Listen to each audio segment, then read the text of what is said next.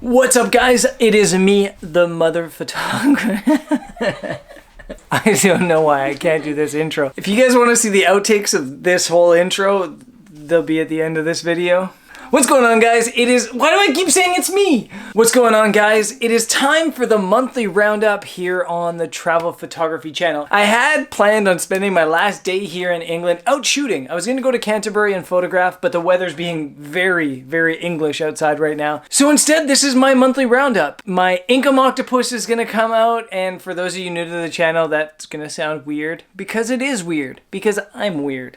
And that's half the fun of it. But monthly roundup, for those of you that are new to this channel, is basically where I round up my income as a travel photographer for the month. My goal in creating this channel was to give you guys a behind the scenes look at life as a travel photographer. And that means travel days where I'm not shooting pictures. It means being out in the field shooting pictures. It means talking about days where things aren't going so good. It's talking about the highs, and it's also talking about money. So that's what these videos are. I do them at the end of every single month, and I try to do them in a way that's as open and honest and accurate as possible without kind of like hurting my own business or hurting clients by giving them away, I guess. So this is the monthly income. And it's in octopus style. And the reason for that octopus is because I'm a believer that you shouldn't have just one stream of income. You should always, as a freelancer of any kind, especially a freelance photographer, have different tentacles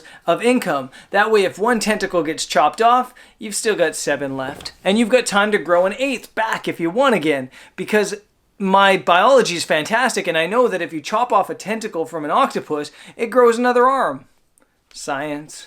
Anyways, let's get into the income right away. This is going to be a shorter monthly roundup than usual, just because I don't really have a whole lot of time. So we'll get into it right now, starting with income. We'll talk about spending, we'll talk about profit, and then as usual, I'll leave you guys with a little bit of advice. My first stream of income, the first arm of the Income Octopus, is editorial. And I haven't earned a lot of money in editorial because I don't chase it. I talk about this a lot. Editorial income is hard work. When we're talking about editorial income, it means writing an article for a travel magazine or submitting images to travel magazines or newspapers or anything not used in a commercial manner but a news manner.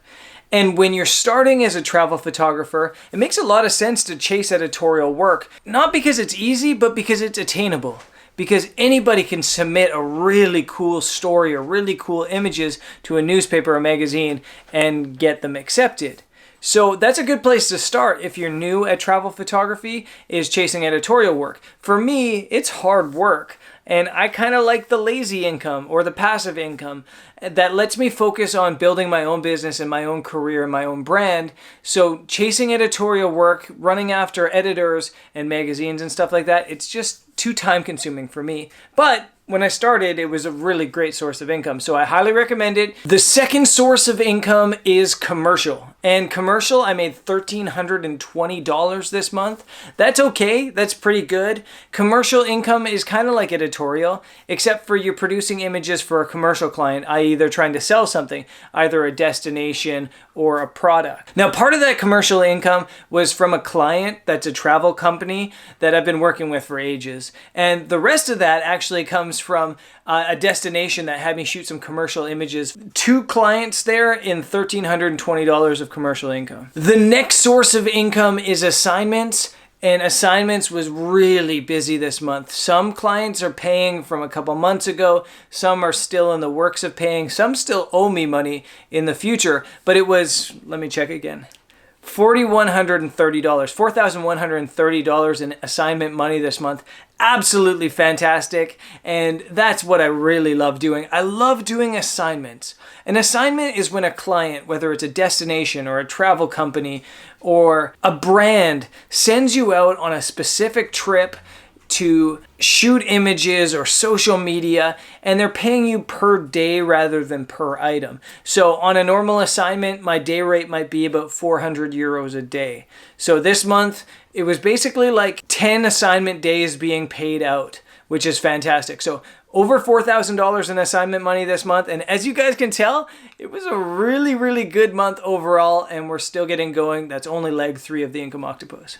The fourth arm of the Income Octopus is stock, and in stock I made $250 this month. I didn't do any uploading to stock. I'm like 4 months behind. In fact, I haven't uploaded to any of my stocks, micro stock or macro stock, in 4 months. I've just been way too busy with other things to upload, so it's still really great that I've made $250 even though I haven't done any work. So for 4 months, essentially in stock, I've made over $1,000, even though I haven't touched that. And that's one of the reasons that I think it's really important for you guys to work on your stock portfolios. Even if it only looks like 50 or $100 or even $30 coming in a month, that kind of grows and it becomes a residual income and it becomes a really passive income. Even if I'm in a hospital for an entire month, or even if I decide to go on vacation for an entire month, that money is going to come. The next source of income this month is social, and I didn't earn any money from social, but I'll explain it quick for those of you who are new to the channel. Essentially what social income is if a company or a client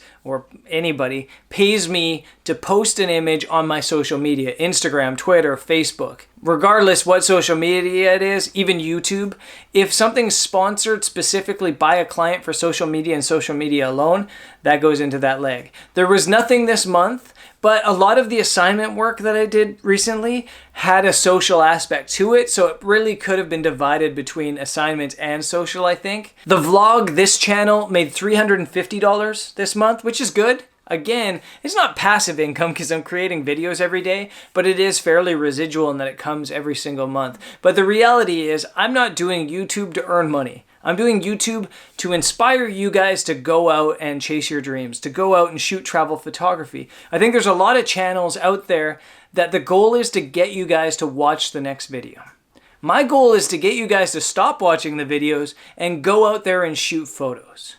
So I'm not really concerned about making money off the vlog, but I do have to say it's nice to have that little bit of income come in, and that's all thanks to you guys, so massive thanks for watching the channel. The next source of income is my travel blog. My travel blog is brendansadventures.com, and I actually don't really promote it that much here on this channel, but I have put like 8 years worth of work into it, and I have this past month started to push it a little bit again and definitely get some articles and some location scouting articles and some photography articles up there on brendansadventures.com. So it's starting to earn a bit of money again. It's at $300 this month. Back in the day, it was earning like $2,000 a month, and that was awesome. But again, that was really time-consuming hard work, and I'm stoked to have $300 coming from the blog each month. The final source of income is miscellaneous, and miscellaneous these days could really just be called affiliate sales.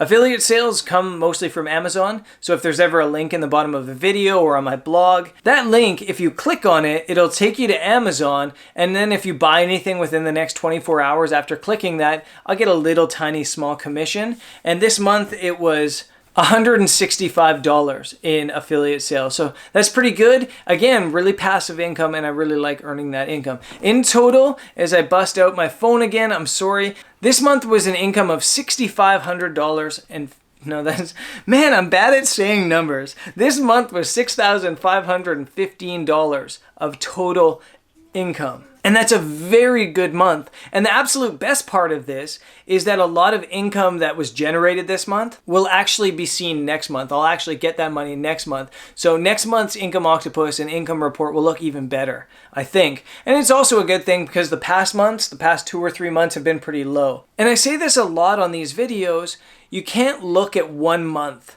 in any sort of career that you're doing, freelance or small business, because it goes like this. I might look at this month and go, I earned over $6,000 this month. That's like $70,000 a year, but that's just not the case because of the waves. Some months you're only earning $2,000. Some months you have big months where you're earning $6,000, and there could even be months you don't earn anything. So you kind of just have to prepare for those things, and instead of like riding the waves with your spending, try to like... Now, having said that, let's talk about that spending, because as I always say, it's meaningless to earn $6,000 a month if you're spending $7,000. I break down my spending into 5 things: accommodation, transport, food, personal, and business. This month I spent $550 on accommodation, and that's nothing. Absolutely nothing. And a lot of that is due to the fact that I was staying with Jody. and I was staying with friends in England, and I was wild camping. When I was with Thomas, we weren't paying for camping. We were out in the middle of the bush.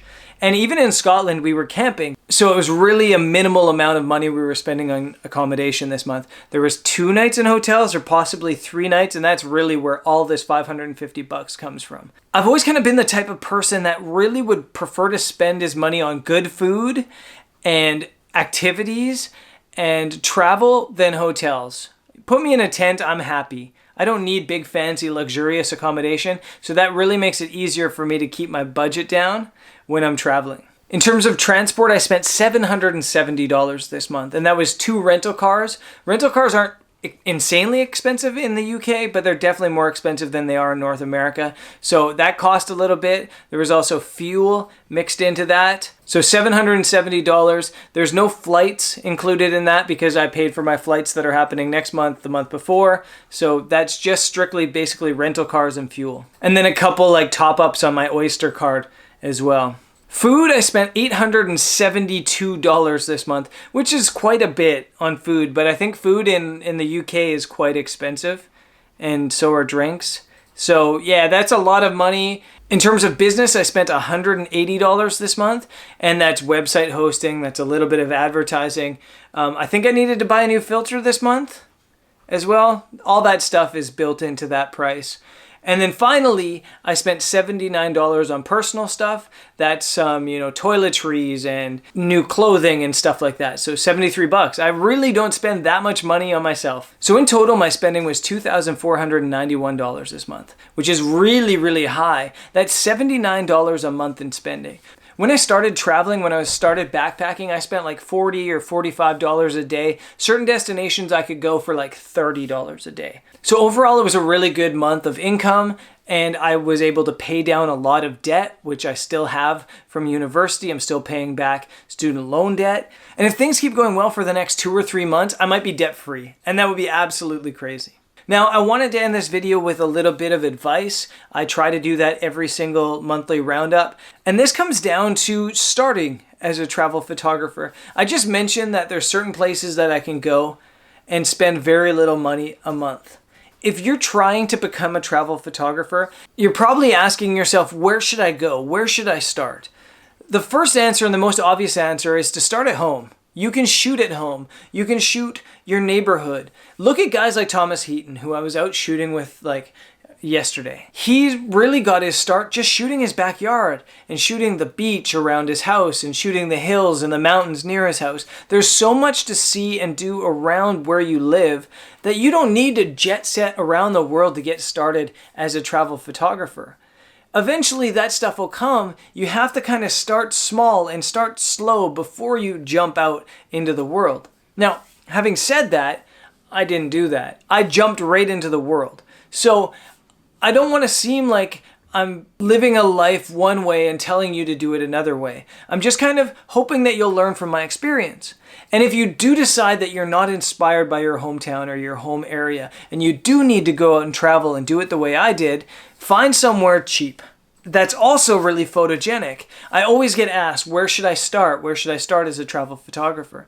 Find places that have lots of tourists, therefore there's demand. Find places that are quite cheap, that way you won't blow all your budget. And find places that are photogenic. My recommendation for places that would be fantastic to start as a travel photographer are Peru, would be unreal to start as a travel photographer. Ecuador or Bolivia would be great as well. The Philippines is absolutely an ideal place to start as a travel photographer, as are a lot of places in Southeast Asia that are very photogenic and have a mix of wildlife and nature and architecture and culture and people. Travel photography is all about finding these destinations that just have such a diversity and allow you to create a lot of different imagery. And places like that are really good places to get started because you have a lot of different styles of photography to shoot and you shouldn't be breaking your bank. So that's all for the advice today. That's all for the Income Octopus and the monthly report and the monthly roundup. If you guys like this video, every single month they happen, I'm going to put a link on one of these sides up to where I have my playlist for the income reports. So click on that and check them out. Tomorrow I'm on a plane Tomorrow I'm heading back to Canada. I've got over 2 weeks in Canada, and it should be a lot of fun going to the mountains, going to the lakes, chasing wildlife a little bit, and maybe even showing you my hometown and where I grew up, where I went to school, kind of taking a step back. You know, we've been out in the world so much, it'll be cool to show you home, I think, for a little bit. So heading home tomorrow for a couple weeks, then it's on to Austria, and then I have an assignment in Scotland, and then maybe even Ireland, and then who knows what the rest brings. So should be fun over the next little while. I hope to see you guys there, and yeah, take it easy. Peace. It is me, the mother photographer. What's going on, guys? It's me. They know it's me. It is. Why do I keep saying it's me? The fourth arm of the I spit at the camera. I can never remember which way the octopus is.